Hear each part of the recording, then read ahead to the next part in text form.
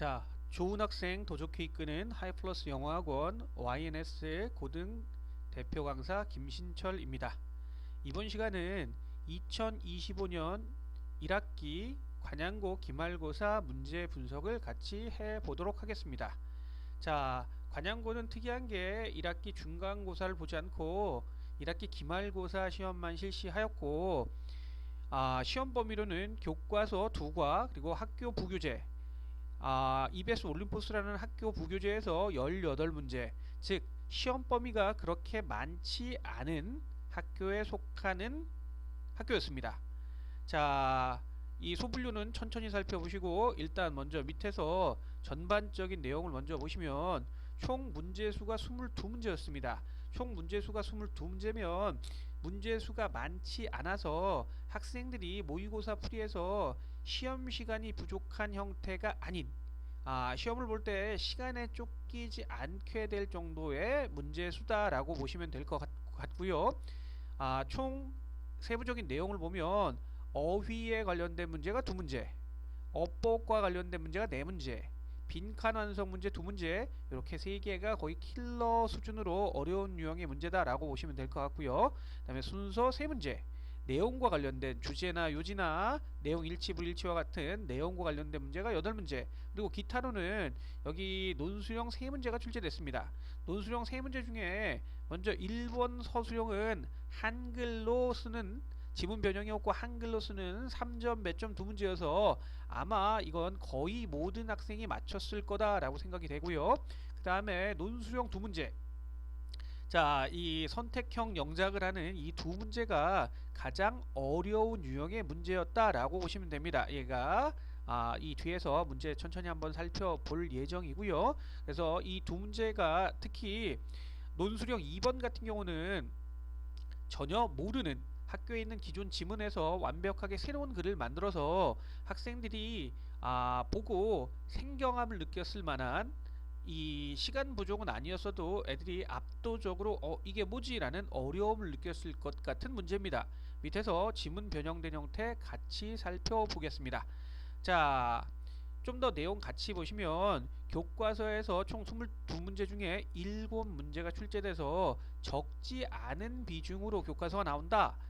적은 학교들 같은 경우는 교과서를 뭐 한두 문제만 내기 때문에 교과서 문제가 꽤 변별력 있게 출제되었다라고 보시면 될 것 같고요. 교과서 이외에 부교재에 있는 올림포스 문제 중에 15문제가 출제되었다. 그리고 변형이 된 문제는 총 5문제, 변형되지 않은 문제는 총 17문제, 난이도상은 5문제, 난이도 중이 11문제, 난이도하가 6문제로 이 문제 배분 난이도는 적절했다. 상과 하의 비중이 비슷하고 중난이도를 집어넣어서 적절하게 문제를 배열했다라는 거. 특히 내용과 순서에 관련된 내용들이 많아서 이 킬러보다는 조금 더 중간층을 만들기 위해서 만들었다. 하지만 이 난이도 중 문제도 선지의 변화 등을 통해서 학생들이 그래도 조금 문제수에 비해서 까다로움을 느끼게 만든 형태였다라는 거 다시 살펴보시면 될 것 같습니다. 자, 먼저 천천히 위에부터 보시면 먼저 1페이지에 해당하는 객관식 1번, 2번, 3번, 1페이지에 해당하는 객관식 1번, 2번, 3번은 난이도는 하나, 중이나 하에 관련된 내용인데 지문 변형이었고 선지는 무난했으나 문제는 선지가 대부분 영어로 변형된 형태여서 이 영어의 내용을 이해를 하지 못한다라고 한다면 첫 페이지에서도 크게 어려움을 느꼈을 만한 내용의 문제였습니다. 자, 그 다음에 여기 이렇게 하나, 둘, 셋, 넷, 다섯 개는 다른 색깔로 표시되어 있는데 얘는 이제 변형된 형태의 문제다라고 보시면 될 것 같고요. 그 다음에 아까 말씀드렸지만 교과서의 문제가 적절하게 들어있어서 교과서 문제가 적절하게 들어있고 교과서 문제도 난이도를 무조건 하 문제만 집어넣지 않고 이렇게 어려운 유형의 내용들도 집어넣어서 학생들이 느끼기에는 다소 어려움이 꽤 많았다라고 느껴질 만한 교과서 문제가 총 이렇게 앞에서 6문제가 출제됐고 뒤에 주관식 서술형이 하나 나왔는데 요 앞에서 출제된 문제 중에서 어려운 문제도 있었다 라는 형태 보시면 될 것 같습니다. 자, 먼저 총평을 먼저 얘기하고 뒤에 있는 시험지를 보자면 주관식 서술형이 3문제 6점 배점 3문제 18점이 출제됐는데 아까 말씀드렸듯이 1번은 누구나 맞출 수 있는 문제였고 2번 3번 즉 6점짜리 2개 12점 배점이 상당히 어려웠다. 그리고 여기서 부분 점수를 받기도 쉽지 않은 유형의 문제였다. 특히나 2번 문제 밑에서 문제 한번 보시겠지만 2번 문제는 완벽하게 변형된 형태여서 애들이 느끼기에는 그냥 모르는 지문, 애들은 처음 보는 지문을 보는 것 같은 느낌을 받았다라고 보시면 될 것 같습니다. 자, 그래서 주관식 서술형이 매우 어렵고 지문 변형이 5개가 되는데 이 중에 2개 지문은 완벽하게 그냥 새로운 형태의 글이어서 애들이 느끼기에는 이걸 내가 언제 배웠지? 라고 느낄 만한 생경한 지문이었다. 그리고 전체적으로 어렵고 한쪽 치중 없이 교과서와 부교재 사이에 한쪽으로 치우쳐지지 않고 문제 배분 난이도도 적절하게 돼서 골고루 출제됐다라는 형태였고요. 자, 관양고 시험의 특징은 변유형 문제가 많고 시험이 알찬 느낌. 자, 시험이 알차면 아이들은 상당히 힘들겠죠. 자, 그리고 한 지문에 여러 문제를 출제해서 아까 교과서 하나 지문당 문제가 3개씩 연결돼서 실제 학생들이 시간 부족을 크게 느끼진 않을 만한 시험이었다. 그리고 중간고사를 보지 않아서 학교 문제 출제 패턴을 익히기가 조금 힘들었다. 특히 특히 관양고 같은 경우는 관양중 출신들이 많아서 관양중에서는 주관식 서술형을 보지 않던 패턴이었다가 관양고등학교로 진학하면서 이렇게 주관식 서술형이 있는 3개의 문제 패턴을 봐서 아마 문제 패턴 학습이 되지 않았으면 어려움을 느꼈을 거다 라는 게 관양고 시험의 특징이었고요. 관양고 시험의 대비 전략은 내용과 선지 변형이 적절해서 독해, 기본적인 독해 여기 가장 중요하고 지문이 적은 축에 속하는 학교라. 자, 학교 부교재에서 18개 문제가 출제됐고 그 중에 18개 문제가 시험 범위였고 그 중에 15개였으니까 다른 학교 대비 문제 시험 범위가 많지 않았습니다. 그래서 깊이 있는 하나하나 꼼꼼하게 보는 깊이 있는 학습이 필요하고 조건 영작 2번과 3번이 가장 고득점 문제여서 이 문제를 반드시 풀어야 한다라는 거였고요. 어법은 틀린 개수를 묻는 문제라 1번부터 5번까지 중에서 틀린 것을 고르시오라고 하나 고르는 게 아니라 개수를 고르는 어법 문제가 출제돼서 이게 상당히 킬러 문제였다. 하나하나 전체를 다 알아야지만 풀 수 있는 형태였다라는 겁니다. 자, 다음 장에서 실제 문제 형태 보도록 하겠습니다. 자, 지금 방금 말씀드렸던 이건 이제 교과서 지문이고 실제 문제 5번, 6번, 7번인데 이 7번은 밑줄 친 A2 중에서 어법상 옳은 것의 개수를 고르시오 라는 문제였습니다. 자, 이 지문 교과서 지문인데 이 지문에서 정확하게 A, B, C, D, E가 맞는지 틀리는지를 하나하나 다 골라야 되기 때문에 그냥 틀린 부분 하나만 안다라고 한다면 문제를 고를 때 상당히 어려움을 느꼈을 만한 문제여서 상유형에 속하는 문제였고요. 내려가 보겠습니다. 자, 그 다음에 빈칸에 들어갈 문제인데 기본적으로 이게 학교에서 출제된 문제고 이게 원문입니다. 대강 요쪽 라인 보시면 크게 틀리지가 않습니다. 자, 얘는 12번 문제였으니까 12번 문제 보시면 여기 빈칸 문제였고 빈칸 한송의 원문은 요지였고 배점은 3.8점 중이었습니다. 지문이 변형되고 내용의 변화를 주었음이란 문제였는데 이게 어떤 식으로 변형됐냐면 이렇게 변형됐습니다. 자, 원래는 이렇게 요지로 가장 적절한 것을 고르시오라는 문제에서 1번부터 5번까지 묻는 문제인데 자, 보기에 맨 마지막엔 intolerable 이라는 단어로 끝나는데 이게 요런 형태의 단어로 바뀌게 됐습니다.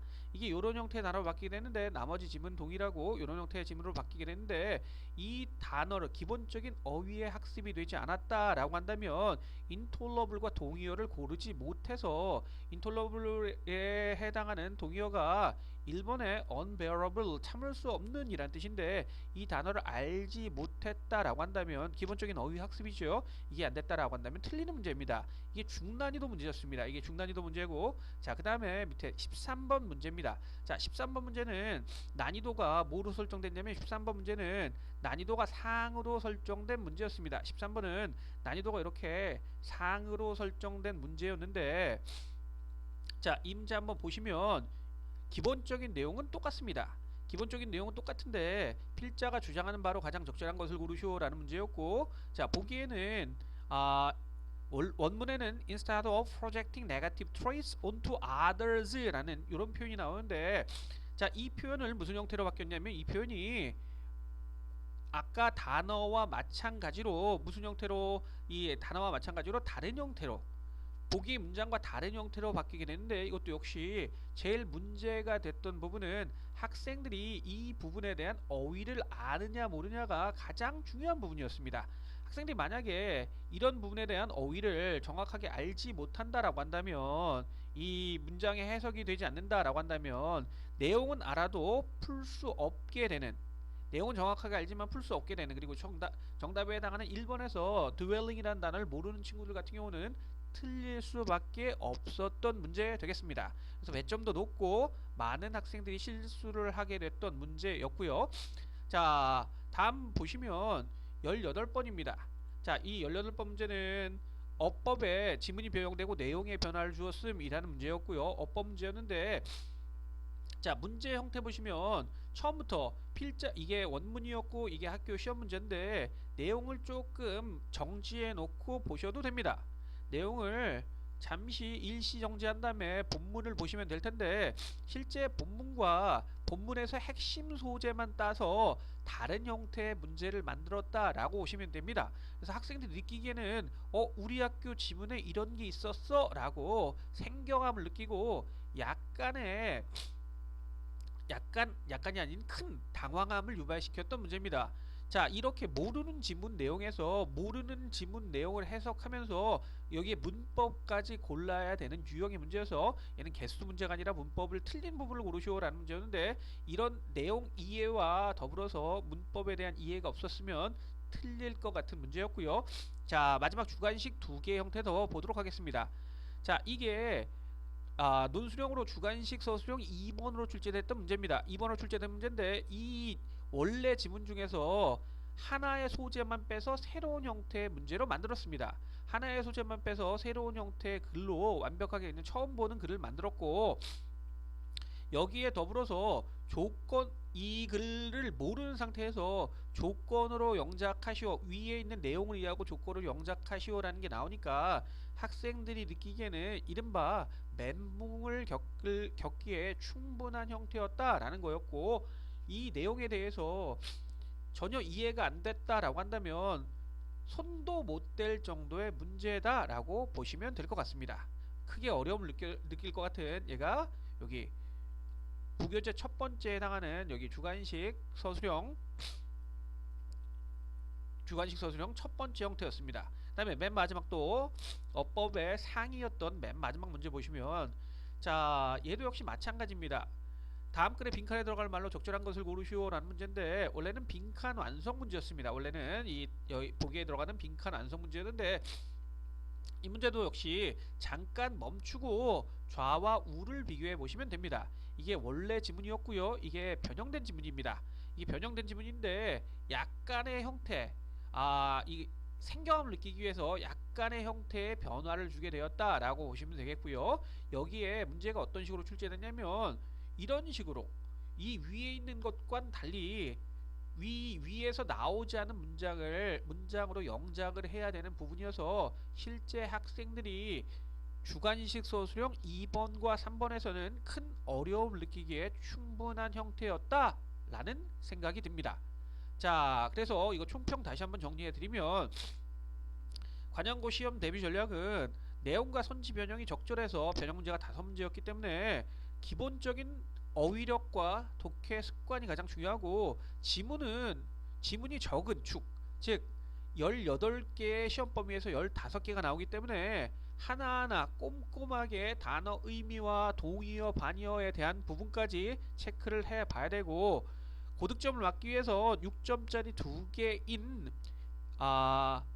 주관식 서술형 2번, 3번에 대해서 반드시 어느 정도 손을 대야 되고, 어법은 정확하게 알기 때문에 정확하게 알아야지만 풀 수 있기 때문에 평상시에 영어 학습을 게을리하면 시험 때만 반짝해서 고득점을 받겠다라는 생각은 절대 통하지 않는 학교 시험이다 라고 생각해 주시면 될 것 같습니다. 여기까지 하겠습니다.